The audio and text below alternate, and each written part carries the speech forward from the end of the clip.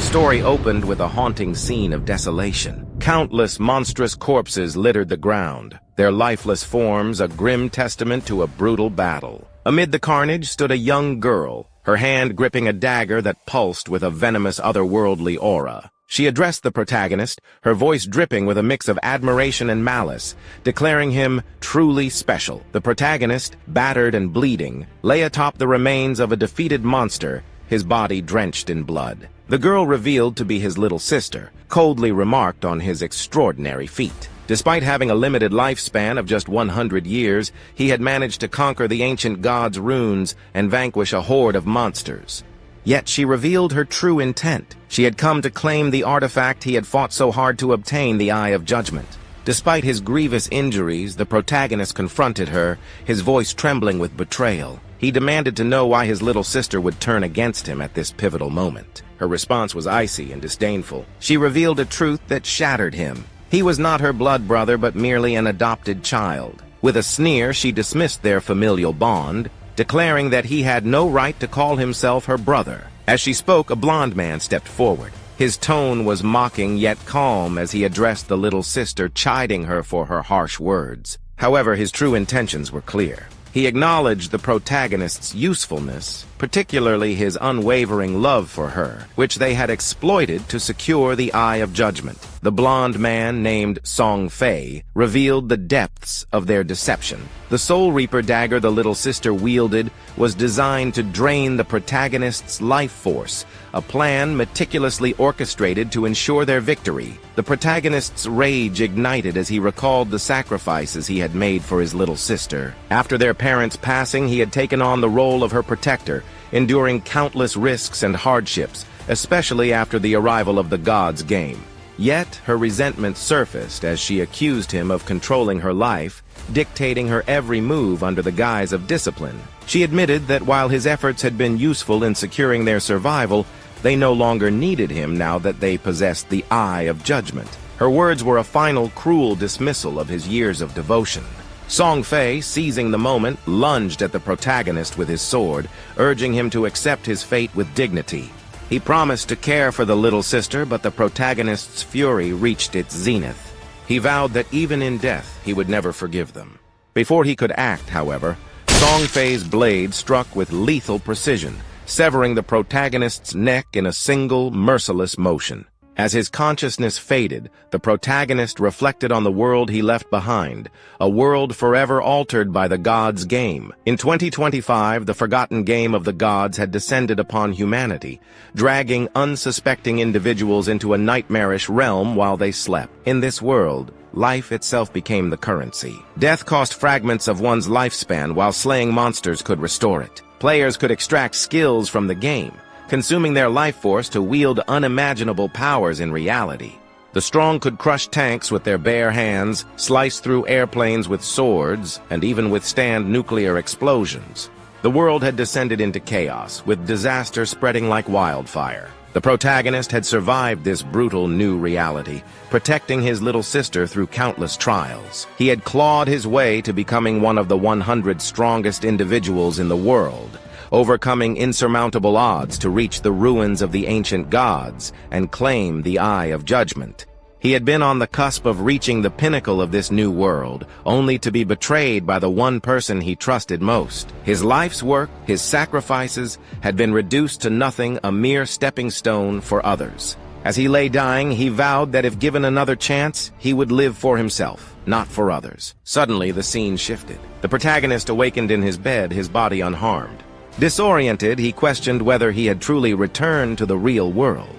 Glancing at his phone, he noticed the date, 2025. The realization dawned on him he had been reborn 9 years in the past, on the very day the gods' game began. Staring out the window, he understood that this was his second chance, an opportunity to rewrite his destiny. The world outside was still unaware of the cataclysm to come, but the protagonist knew the truth. This time he would not be a pawn in someone else's game. This time he would live for himself. Sometime later, The tranquility of the protagonist's morning was shattered as the door burst open. His little sister stormed in, her face flushed with anger. She shouted at him, demanding to know why he hadn't been answering her calls. The protagonist, seated calmly with a cup of coffee in hand, remained silent, his expression unreadable.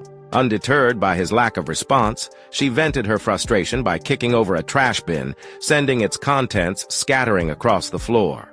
The protagonist watched her tantrum with a detached calm, his mind drifting back to the events of his past life. He recalled that on the day the forgotten game of the gods arrived, he had a heated argument with his little sister, one that had been brewing for some time. The source of their conflict was none other than Song Fei, the famous idol who had captivated his sister's heart. In her eyes, Song Fei was a glamorous and untouchable star, but the protagonist knew the truth behind the polished facade. Song Fei was a manipulative scoundrel who preyed on his fans, exploiting them for money and worse. Determined to protect his little sister from falling victim to Song Fei's schemes, the protagonist had forbidden her from associating with him. Yet his efforts to shield her had only driven a wedge between them.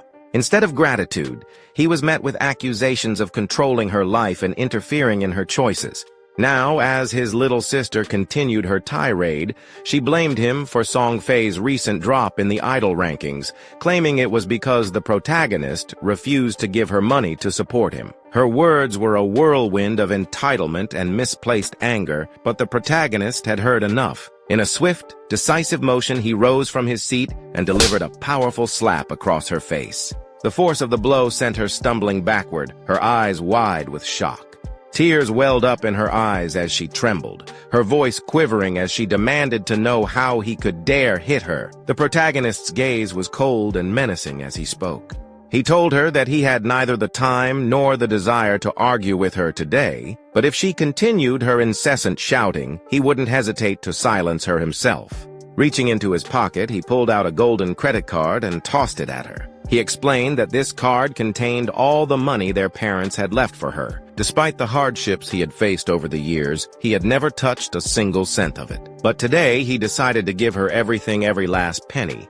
As he turned to leave, he added that for the sake of their parents, he wouldn't argue with her or dictate how she spent the money. However, she should listen carefully. From this day forward, he no longer considered her his little sister. With that, he walked away, closing the door behind him and leaving her standing there, tears streaming down her face. Alone in his room, the protagonist reflected on the weight of his decision. In his past life, he had sacrificed too much, trying to protect his little sister from harm. There were countless secret locations and treasures within the god's game that he had avoided exploring because they were too dangerous for her. He had given up opportunities for growth and power, all in the name of keeping her safe. But now, as he prepared to take sleeping pills to enter the game once more, he felt a strange sense of liberation. He wondered how far he could go without the burden of his little sister holding him back. This time, he vowed to use the knowledge from his past life to surge ahead of everyone else, claiming the power and opportunities he had once forsaken. As for his little sister, he decided to let her prove her worth on her own. She would have to navigate the harsh realities of the world without his guidance or protection.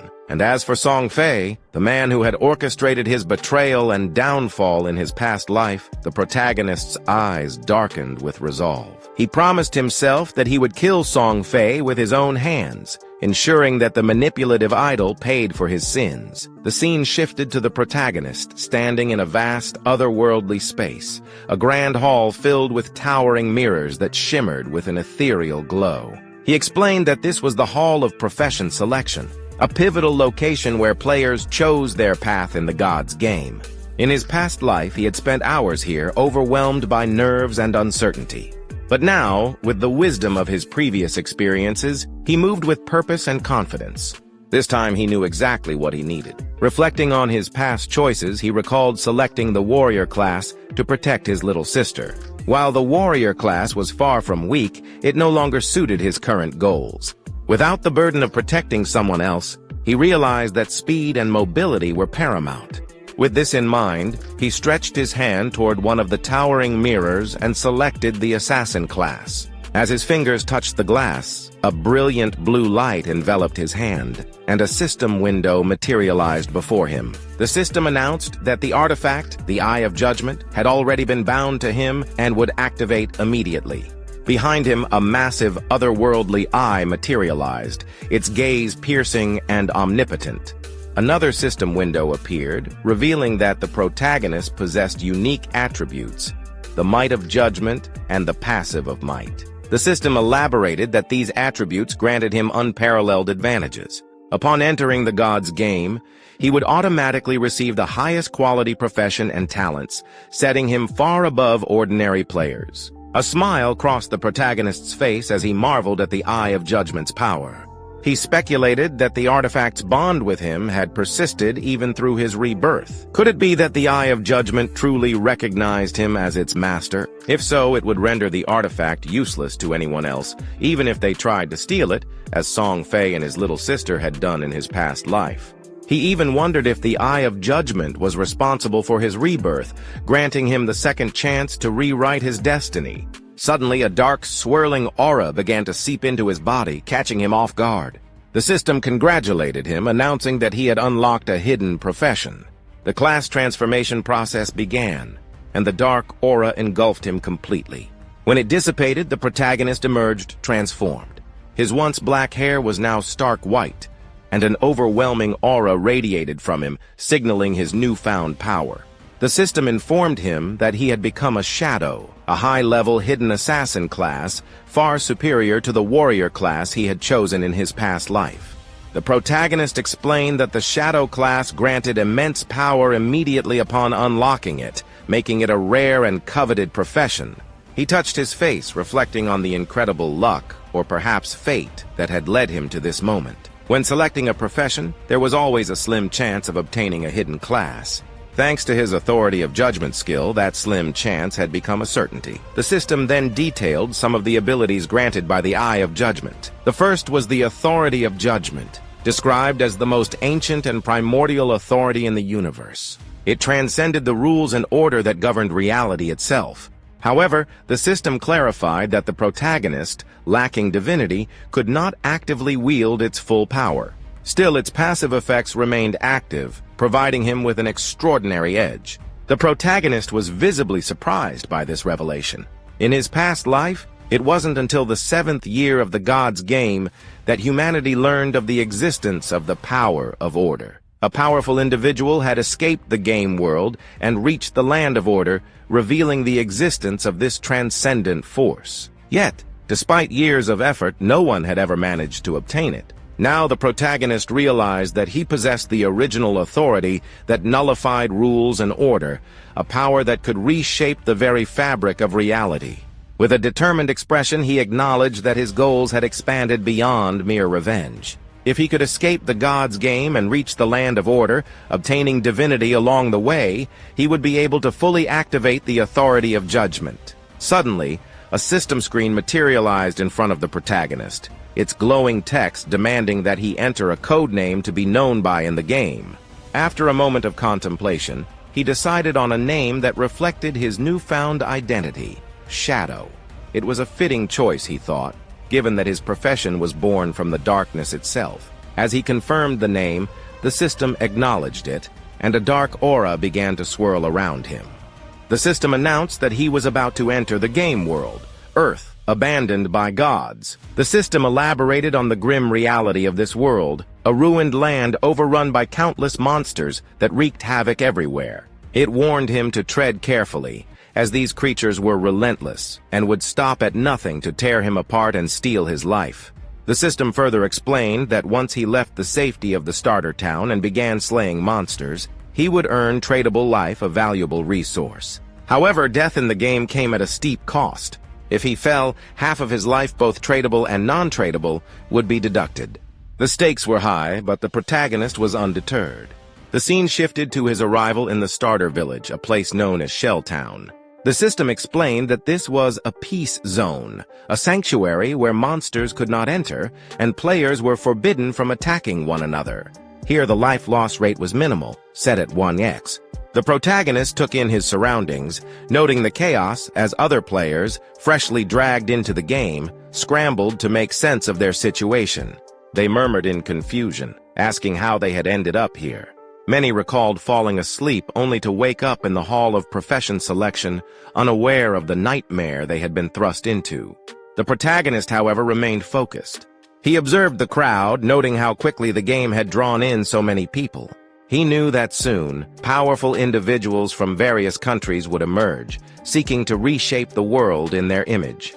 If he wanted to stay ahead, he had to act quickly. As he moved through the town, his striking appearance drew attention. His custom-made attire and the dark aura radiating from him set him apart from the other players. Whispers rippled through the crowd as they speculated about his profession. One player, an assassin like him, recognized the dagger at his side, but was baffled by the stark difference in their appearances. While the other assassin lacked any distinctive aura, the protagonist exuded an air of power and mystery. The contrast was undeniable, and it only fueled the curiosity of those around him. As the protagonist made his way toward the edge of the starter town, a group of players respawned in front of him, their faces pale and shaken. It seemed that death in the game didn't mean the end. Instead, players were transported back to the safety of Shelltown. The group consisted of 3 men and 1 woman, their frustration evident as they vented about their recent encounter with a level 1 creeper monster.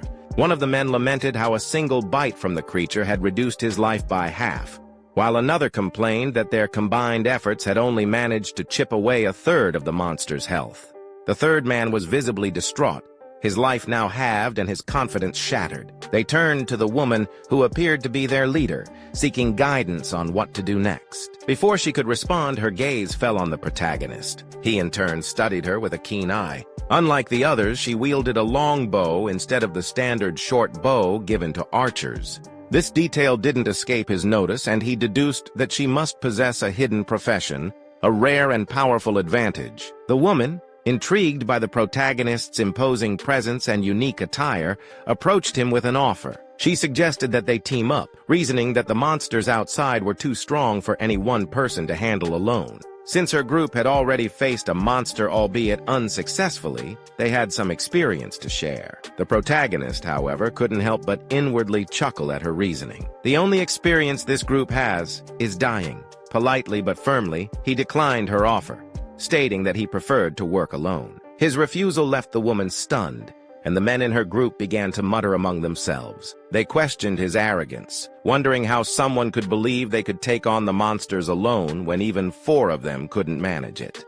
Despite their skepticism, the woman sensed that there was more to the protagonist than met the eye. Determined to uncover his secrets, she decided to check his status window. Her eyes widened as she read his codename, Shadow. She scoffed at what she perceived as pretentiousness, but couldn't shake the feeling that he was hiding something significant. Turning to her crew, she announced that they would follow the protagonist and observe his skills. Perhaps, she speculated, he had discovered some valuable information about the monsters that he was keeping to himself. With a sinister grin, she added that she couldn't wait to see how he fared or how he fell. The protagonist strode confidently toward the exit of Shelltown, with the blonde girl and her companions trailing cautiously behind him. Their movements were deliberate as they ducked behind a tree, their eyes fixed on his retreating figure. The blonde girl, her voice tinged with frustration, muttered to her team about the strangeness and danger of this world, abandoned by the gods. She admitted that she didn't fully understand why they had been dragged into this nightmare.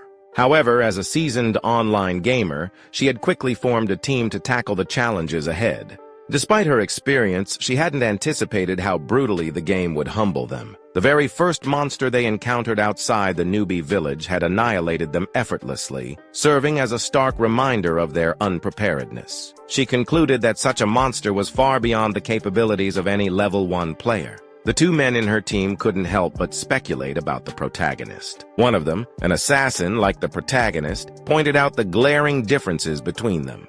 While he wielded a standard dagger, the protagonist carried a short sword, a weapon that exuded lethality. The assassin also noted that the protagonist's speed was noticeably faster and that his attire was unlike anything they had seen, custom-made and radiating an aura of power. Observing these details, the blonde girl couldn't shake the feeling that the protagonist was an anomaly. She quietly resolved to follow him, hoping to glean valuable information that might give her team an edge. However, just as she was about to signal her team to move closer, the protagonist suddenly stopped and glanced over his shoulder. The blonde girl froze, her heart pounding as she wondered if he had spotted them. Before she could react, the protagonist activated a skill called Latent Image.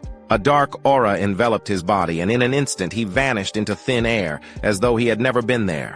The group stared in stunned silence, their minds struggling to process what they had just witnessed. The assassin in their team was the first to recover, explaining that the protagonist must have used the stealth ability, a basic skill for assassins. Yet, he admitted that the protagonist's version of the skill was far more impressive than anything he had seen. The blonde girl, shaken but determined, decided that following the protagonist was no longer an option. She suggested they return to the safety of the starter town to regroup and explore other avenues for leveling up. She reminded her team that venturing outside the newbie village was far too dangerous, especially since their lifespans had already been halved after their first death. The men agreed, speculating that the town might hold hidden rewards, such as treasure chests or NPCs with valuable information.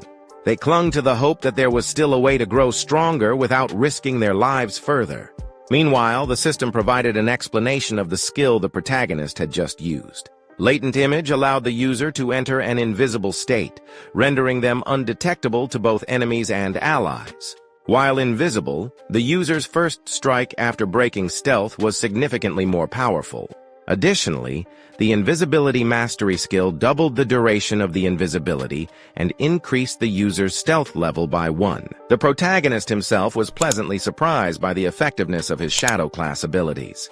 Unlike ordinary assassins, whose stealth could be easily detected at level 1, his unique skills ensured that neither players nor monsters could sense his presence in the early stages of the game. As he moved away from the blonde girl and her team, the protagonist dismissed them as naive fools. He knew that the starter town offered no shortcuts to power.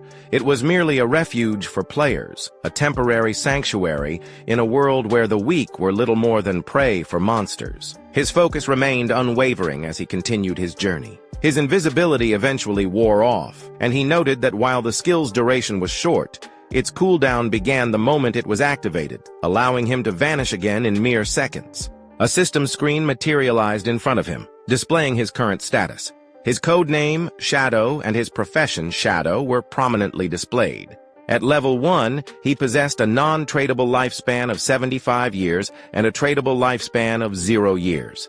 His attributes were as follows: Strength at 10 points with a bonus of 3, Constitution at 10 points with a bonus of 3, Agility at 10 points with a bonus of 8, and Spirit at 10 points with a bonus of 5. The protagonist explained that every player started with 10 points in each attribute, with bonus points allocated based on their chosen profession. In his past life as a warrior, he had received only 3 bonus points in Strength and Constitution. This time, however, the Shadow class granted him bonus points across all attributes, with Agility receiving a particularly high boost of 8 points. Another system window appeared, informing him that he had 5 free attribute points to allocate. The protagonist paused to consider his options. He knew that many players prioritized strength or spirit at the start, hoping to enhance their physical power or magical abilities. However, he dismissed this approach as fundamentally flawed. In a world where even a single monster attack could be fatal, raw power meant little without the speed to avoid damage. With this in mind, he allocated all 5 points to agility, boosting it to 10 points with a total bonus of 13. The system confirmed the allocation, and the protagonist felt a surge of satisfaction. He explained that agility was the key to survival in the early stages of the game.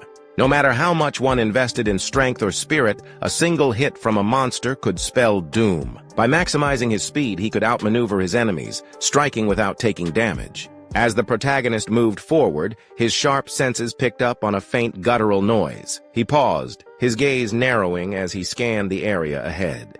There, lurking in the shadows, was a grotesque creature, a level 1 creeper, its grade marked as normal by the system. The monster's twisted form and eerie sounds sent a chill through the air, but the protagonist remained calm. He recognized this creature as the same one that had decimated the blonde girl's team earlier. Its body bore the scars of their futile struggle. wounds that suggested they had managed to inflict some damage before being overwhelmed. The creeper, sensing the protagonist's presence, lunged at him with a guttural snarl. Yet the protagonist didn't flinch.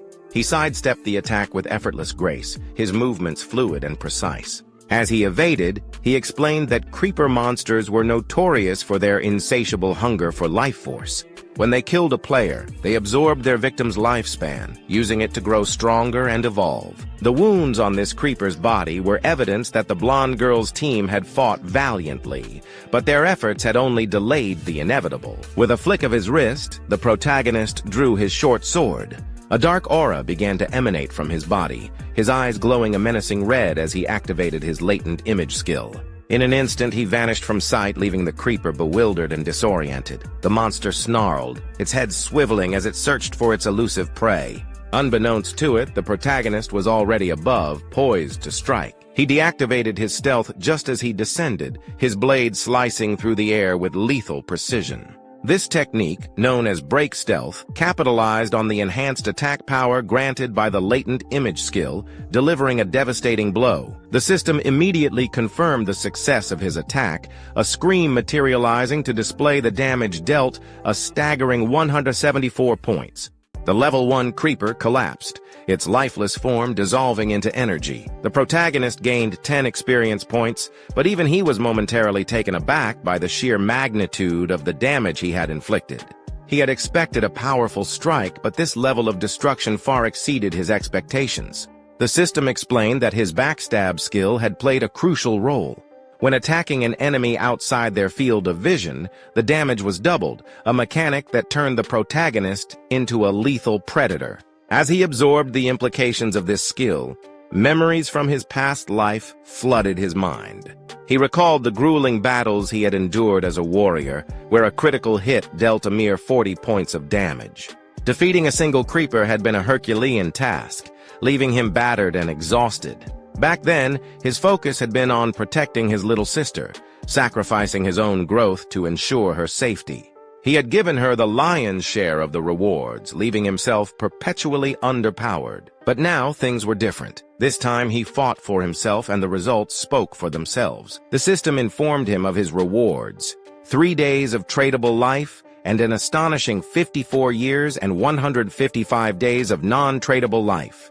The protagonist crushed the monster's energy in his hand, savoring the rush of power. But the rewards didn't end there. Another system window appeared, announcing that the authority of judgment had been activated. The system congratulated him on obtaining the talent Infinite Evolution, a rare and powerful ability. This talent allowed him to earn evolution points by slaying monsters in solo mode, which could be used to upgrade his skills. Additionally, he would automatically receive 5 evolution points every 24 hours, with the potential to earn 100% of the evolution points from solo boss kills. Currently, he had 5 evolution points. As the protagonist processed the system information, a thought crossed his mind.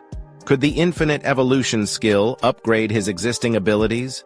In his past life, such a concept was unheard of. Whether it was gear or a skill book, no matter the grade of an item dropped by a monster, it always remained at its original level. That was the established rule of the game. Yet, this infinite evolution skill defied those very principles, transcending the constraints of order. The sheer potential of this ability piqued his curiosity, and he was eager to test its limits. He selected 2 of his current skills, Backstab and his profession, Shadow, to undergo evolution. The moment he made his choice, a system notification appeared before him, confirming the consumption of 4 evolution points and the successful upgrade of his abilities. The first enhancement was to his Shadow profession, now elevated to a bronze tier skill. The improvements were striking. He could now enter stealth mode for 12 to 16 seconds, remaining completely invisible even while attacking. Furthermore, the attack power of the strike that broke invisibility had increased from 60 to 80, while the cooldown had been reduced from 28 to 26 seconds. Next, his initial skill, Backstab, advanced from poor to normal quality. Its passive effect now boosted damage by 15% when striking from behind or outside an enemy's field of vision, up from the previous 10%. Realizing the extent of these upgrades, he noted that his latent shadow skill's duration had increased to 16 seconds. When combined with the mastery effect of invisibility, it effectively doubled to 32 seconds, making it possible for him to achieve near-perpetual stealth. If he had obtained this enhancement earlier, he mused, even a full-health creeper could have been taken down in a single blow. His thoughts were suddenly interrupted by a voice scoffing at the idea of someone as skinny as him killing a monster solo. Turning toward the source, he saw two individuals. A muscular man attempting to impress a girl. The girl addressed him as Ganshi, showering him with praise, and confidently asserting that with his build, he could easily handle at least 10 monsters at once. Ganshi, laughing, assured her that she had nothing to fear with him around. Observing the interaction between Ganshi and the girl, the protagonist sensed that something was amiss. A shadow loomed above them, and he spotted a massive spider-like monster lurking at the top of the tree where Ganshi and the girl stood, oblivious to the imminent danger. Ganshi turned to the protagonist and extended an offer, suggesting that he join them as Ganshi would protect him. However, the protagonist was already moving. Recognizing the monstrous creature as a nurse, without hesitation, he activated his latent image skill and vanished into invisibility. The girl gasped, pointing out the protagonist's sudden disappearance. Ganshi dismissed it with a smug chuckle, claiming that the weakling must have been intimidated by his sheer strength. However, his arrogance was short-lived. Before he could react, the massive spider descended upon them, followed closely by a second, smaller spider. By the time Ganshi realized the peril, it was far too late. The creatures struck, crushing him and the girl in an instant. The system identified the monstrous assailant as the Nurse, a level 1 bronze rarity boss, and its companion as a baby spider, a level 1 common rarity creature. Nearby, still cloaked in invisibility, the protagonist calmly assessed the situation. The Nurse was a formidable foe with approximately 1,600 health points, far beyond what a novice could handle, especially given that it commanded an entire horde of smaller spiders. However, he saw this as the perfect opportunity to test his newly upgraded skills. Without hesitation, he lunged at the Nurse, executing a strike designed to break his invisibility and maximize his damage output. His blade found its mark, and the Nurse recoiled, blood pouring heavily from the wound. In retaliation, the creature lashed out with a powerful attack, but the protagonist swiftly evaded by sliding under its legs. Without missing a beat, he reactivated his latent image skill, disappearing once more into the shadows. A system notification appeared, confirming that he had inflicted 338 points of damage, a solid hit, but still insufficient against such a formidable opponent. Another message indicated that he had sustained 9 points of damage, a minor setback considering his agility. With only 130 health points to his name, he knew a direct confrontation would be disastrous. Yet, he couldn't help but marvel at the raw power of his upgraded attack. Scoring over 300 damage in a single strike was exhilarating. Frustrated by the unseen threat, the Nurse erupted in fury, unleashing a violent rampage upon its surroundings in a desperate attempt to strike back. The protagonist watched, well aware that these creatures were not mindless. They adapted and retaliated. This battle was far from over, but he was more than ready to see just how far his newfound strength could take him. The protagonist quickly realized that the Nurse was attacking wildly in all directions, making it too risky to engage directly. With the baby spider also on high alert, a frontal assault was out of the question. Instead, he decided to test a new approach. As the Nurse prepared to take off, launching its web to escape, a high-speed rock suddenly struck its abdomen, leaving a gaping hole. A system notification confirmed that the attack had dealt 299 points of damage. The protagonist explained his strategy, leveraging the extra damage triggered by breaking invisibility alongside his upgraded skills. Since the system treated thrown objects as legitimate attacks, each stone he hurled was just as effective as a direct strike. Without hesitation, he launched another rock, confident that once his latent image skill cooled down, he could repeat the cycle indefinitely. The system soon confirmed another hit, inflicting 279 points of damage. Employing this tactic repeatedly, he systematically weakened the Nurse. Before long, an announcement reverberated across the starter village, Shelltown. The leaderboard had been updated. The system declared that a player named Shadow had slain the Nurse, a bronze-rank monster, becoming the first player to reach level 2. His name was broadcasted throughout the village, and with that, the Shell Town leaderboard was officially open. Other players were left in disbelief. Many recalled being slain by the nurse multiple times, making it inconceivable that a single player had managed to defeat it solo. Murmurs spread as players scrambled for information on this mysterious shadow. Some suspected an exploit, while others stared at the leaderboard, stunned that only one name was listed. Among the shocked spectators was the blonde girl from earlier, along with her team.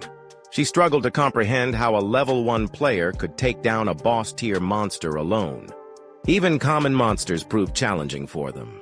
Yet Shadow had bested a bronze-ranked creature. Doubt crept into her mind. Was there an error in the system? Gonchi and his companion, the very ones who had perished to the nurse, were equally dumbfounded. They couldn't fathom how someone had defeated the massive spider while also dealing with its swarm of minions. The girl suddenly recalled the hooded figure they had dismissed earlier. Could he be Shadow? Back with the protagonist, a system notification materialized before him, confirming his victory over the nurse. He had gained 300 experience points, reached level 2, and earned 2 evolution points. Additionally, he had unlocked Shell Town's level leaderboard and received 1 reputation point. The entire town had been notified of his feat. As the nurse's body disintegrated into energy, he remarked that once the boss was slain, the remaining spiders scattered in fear. However, he regretted not eliminating them first, missing out on valuable experience points. Another system notification appeared, revealing his newly acquired rewards: 46 days of transferable life, a bronze-tier skill book called Hand of Avarice, and a corrosion dagger, a bronze-tier weapon that boosted attack power by 35 points and agility by 4. Additionally, he gained 2 more evolution points. Intrigued by Hand of Avarice, he focused on the skill book. The system explained that it was an assassin-exclusive ability, allowing the user to extract additional loot from monster corpses with a 20% success rate. The only requirement was that the player must be at least level 1. He marveled at his unexpected fortune. Who would have thought that a bronze-rank boss would drop such a rare and powerful skill? This ability could drastically enhance his equipment acquisition rate. He recalled a player from his past life, God of Sin, who, despite his mediocre combat abilities, had become one of the most renowned figures in the game solely due to Hand of Avarice. His influence had grown to the point where he had an exclusive bodyguard. A sudden realization struck the protagonist. If Hand of Avarice had a 20% success rate, what would happen if he combined it with his infinite evolution talent? Theoretically, he could not only boost the odds, but also increase the amount of loot obtained. The thought filled him with anticipation. The scene transitioned back to the real world, where students were making their way to school. Among them was the protagonist's younger sister, walking alongside her friend. As they walked, the friend urged her to call her brother and apologize, reminding her that they had skipped an important exam the previous day to secretly support Song Fei. She emphasized that their brother must be furious. However, the younger sister dismissed the idea, insisting that she had done nothing wrong and saw no reason to apologize. In her eyes, it was her brother's interference that had caused them to miss Song Fei's entry time. If anyone should be apologizing, she argued, it should be him. Her friend tried to reason with her, pointing out how good her brother had always been to her. She even admitted to envying her for having such a caring sibling. But the younger sister coldly told her to stop meddling, bluntly stating that he wasn't even her real brother. She declared that she already had a brother, Song Fei. As they arrived at school, they noticed a commotion in their classroom. A group of students was gathered around a desk, whispering anxiously. Curious, they moved closer and witnessed an unsettling sight. One of their classmates, Jiang Wei, was slumped over his desk, his body slowly fading away. Panic spread as a girl, alarmed by what she saw, asked what was happening to Jiang Wei. Another student explained that moments ago, Jiang Wei had simply said he wanted to take a nap, and then he had started disappearing. Murmurs rippled through the crowd as some students revealed that Jiang Wei wasn't the only one experiencing this phenomenon. Social media was flooded with similar cases worldwide. Reports suggested that when people fell asleep, they entered a translucent, eerie state, but no one knew why. Fear gripped the students as one girl hurriedly pulled out her phone, determined to call her parents and warn them. She urged the protagonist's sister to do the same and inform her brother. But the younger sister, still harboring resentment, stubbornly refused. She angrily declared that she had no intention of reaching out to him and that she hated him, even going as far as to say that the world would be better off if he were dead. Meanwhile, back in the game world, the system confirmed that the evolution of Hand of Avarice was complete. The skill had advanced from a bronze-level ability to gold tier. The system explained that the success rate for obtaining extra loot had skyrocketed from 20% to an impressive 70%. A new notification appeared, confirming that the protagonist had successfully learned Hand of Avarice and earned an additional 2 evolution points, along with a staggering 46 days of transferable life. He couldn't help but marvel at his fortune. Not only had he gained extra evolution points, but he was now just 1 point away from evolving Hand of Avarice again. If he reached 3 evolution points, he could push the skill to its peak, ensuring a 100% success rate for extra loot drops. The mere thought sent a surge of excitement through him. His path to power was accelerating faster than he had ever imagined. Activating his latent image skill, the protagonist faded into invisibility, his thoughts racing. By now, every country in the world must have caught on to the strange phenomenon of people falling asleep and never waking up. It was only a matter of time before a massive influx of players joined the game, and he needed to stay ahead of the curve. His priority was to secure better equipment, giving him an advantage before the competition caught up.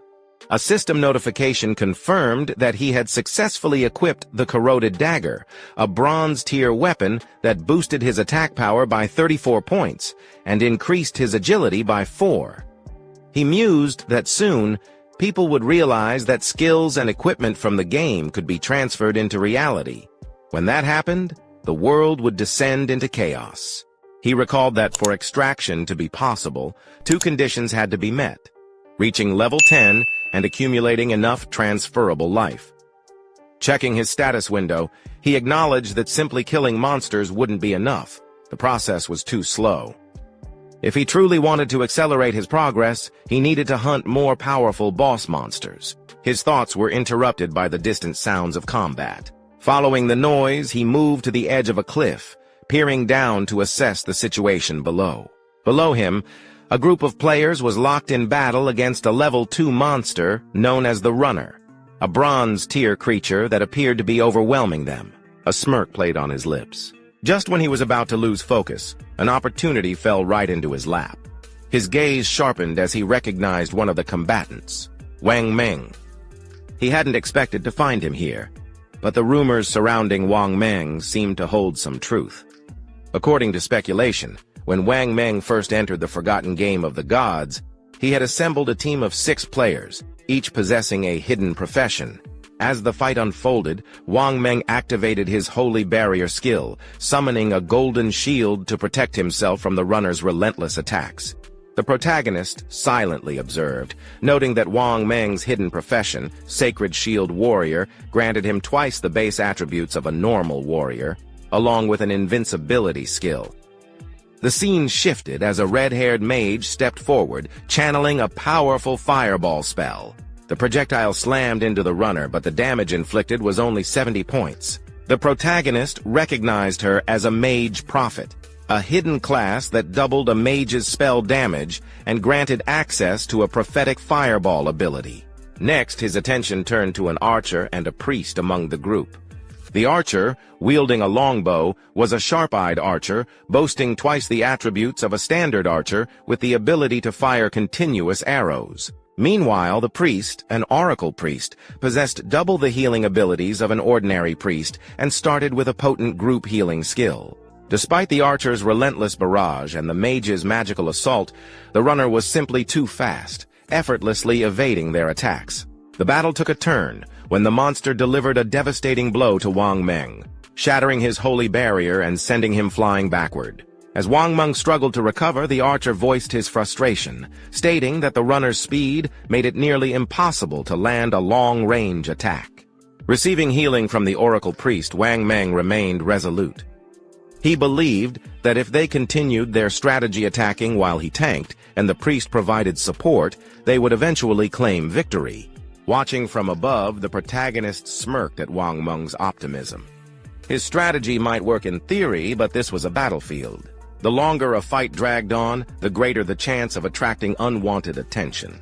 Almost as if on cue, dark figures emerged from the shadows. The protagonist narrowed his eyes as a new threat arrived: contaminators. These level 2, common-tier monsters, covered in thick, dark brown sludge, specialized in ranged attacks. Wang Meng's expression shifted to one of concern as the monsters advanced. One of his teammates rushed forward, warning him of the incoming danger.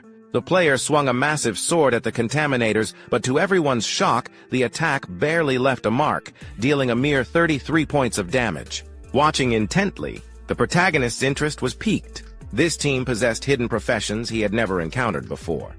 Yet despite their unique abilities, even they seemed to struggle against these creatures. As the contaminator launched its counterattack, it spewed a sticky, mud-like goo from its mouth, trapping the players in place. Wang Meng's teammates recoiled in disgust, complaining about the unbearable stench. Immobilized, their movement speed dropped to 0.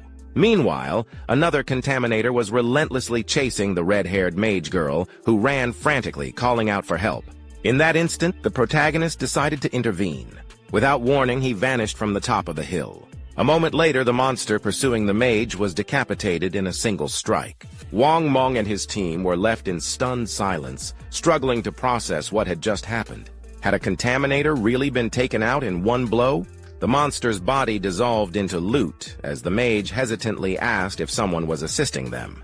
Freed from the contaminator's trap, the swordsman marveled at the impossible feat. Even a level 1 tracker monster would normally require a concentrated attack for over 10 seconds to be defeated, yet here was a level 2 contaminator being obliterated instantly. Before they could react, another contaminator was struck down with a single blow, the attack dealing a staggering 441 points of damage. Panicking, the swordsman turned to the mage, Lizzie, and asked if she had seen the attacker. She shook her head in confusion.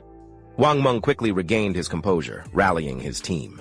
He instructed them to stay focused, acknowledging that while their unseen ally was assisting them, they still had to fight. Meanwhile, the protagonist, still invisible, silently perched himself on a tree behind Wang Meng. As the team turned their attention back to the runner, Wang Meng noted that with the contaminators eliminated, their only remaining enemy was the runner itself. Just then, a system screen materialized before the protagonist, confirming that he had slain 2 level 2 contaminators, earning 40 experience points and 1 evolution point. Additionally, the system notified him that he had acquired a new skill book, Poison Dart, a standard-level assassin skill. Alongside this, he also gained 8 days of transferable life. Observing the system screen, the protagonist mused about the Poison Dart skill. It was a mid to long-range attack that inflicted continuous damage, an exceptionally useful skill for an assassin. Without hesitation, he chose to evolve it immediately. A new system screen appeared, displaying the upgraded stats of Poison Dart. The skill had evolved from normal rank to silver rank. The system detailed its enhancements. Poison Dart could now be thrown up to a range of 14 meters, dealing a base attack damage of 120 upon impact. Additionally, it would instantly inflict a poison status on the target, causing 50% continuous damage per second for 5 seconds.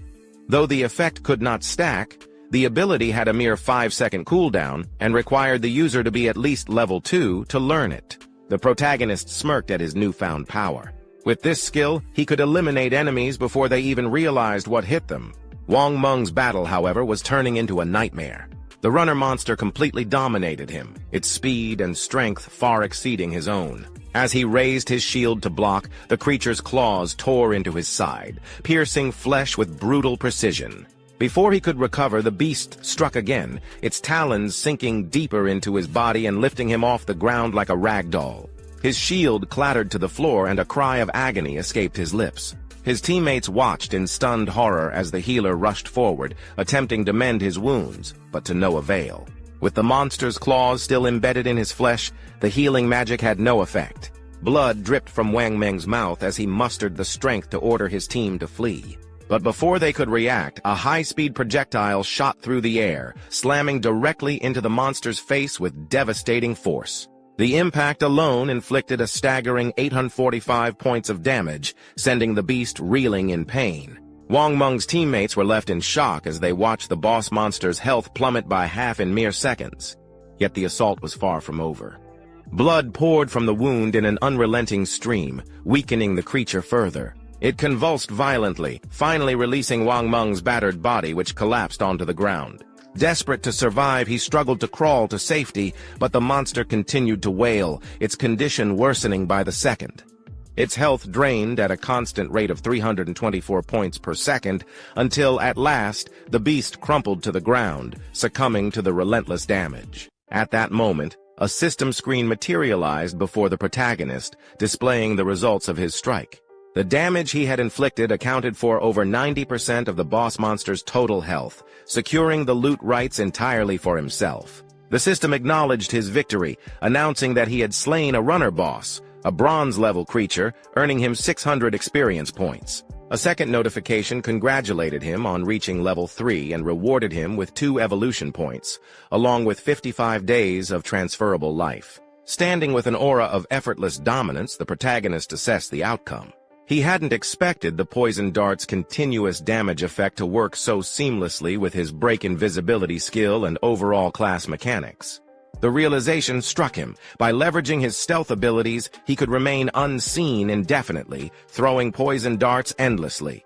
This strategy would make him an unstoppable force in both early and mid-game stages, ensuring that no monster could stand against him.